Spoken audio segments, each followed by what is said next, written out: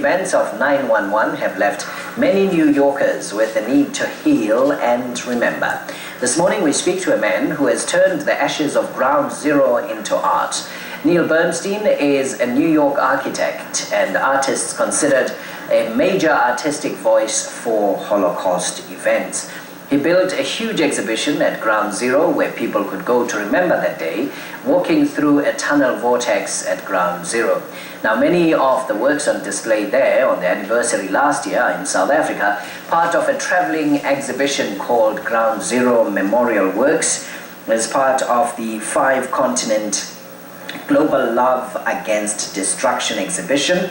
And Neil Bernstein is here to talk to us. But also joining us is Evelyn Sinner, Senton Civic Art Gallery Senior Curator, to talk about this. To both of you, good morning. Thank you very much for joining us. Good morning. Neil and Evelyn. Neil, what inspired you to move with an art exhibition of this nature? Well, it was actually supposed to be about 1,000 feet from the buildings the morning of the tragedy. So I obviously survived. I thought that it was appropriate to go to the site, take some ashes, put together a series of works so that the people who were traumatized by the events in question could facilitate some sort of healing. Now, about 650,000 people have already visited the exhibition. They've already been through the experience. How do they respond to it? Generally what occurs is they would come from the viewing platform from Ground Zero proper into the gallery, and they were quite traumatized and bewildered, disenchanted. Usually within a few moments of being in the exhibition, they begin talking again, they become relaxed and are more capable of communicating. Was there any resistance, perhaps from some of the people, perhaps who lost family or who lost family members in the 9/11 incident? Any resistance, perhaps, from the American government? Any resistance at all? No resistance, surprisingly, from the government. There was a bit of static in the beginning with a couple of firefighters, some WTC people, but nothing really major, which was quite surprising, to be honest. People have been generally very, very supportive.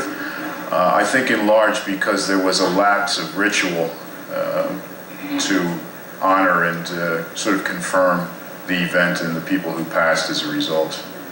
Evelyn, having this exhibition at the Senton Civic Art Gallery, what does it mean? What is the value of this exhibition there?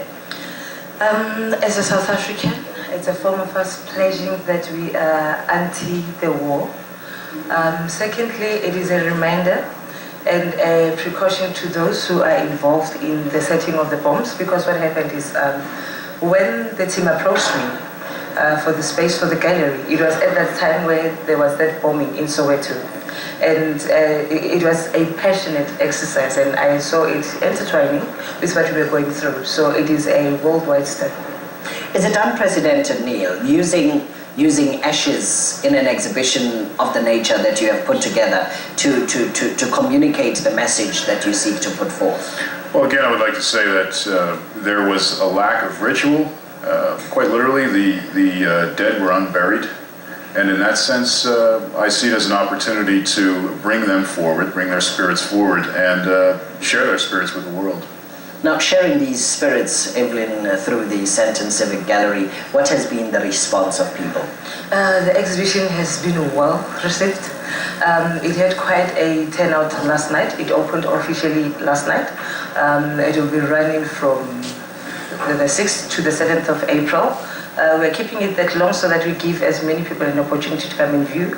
And I think it is important that we should state that it is actually moving from South Africa. We are the first to host it, and then it will be moving to the rest of the 5 continents. So it has that prime spot. You say that it has been well received. What were some of the comments that people made? Some of the exhibition was showing now through the video material that we put together. What did people say when they saw it? People are actually intrigued, and people are beginning to actually empathize with what we saw, because most of us, I think, we only saw it on TV through the news. And now to see artists who were actually there, expressing the emotions that they went through, it actually begins to capture a whole new dimension. So basically, people like some are saying can we stay longer, but unfortunately we had a set program for until the 7th of April. Exactly. It's at the Senton Civic Art Gallery.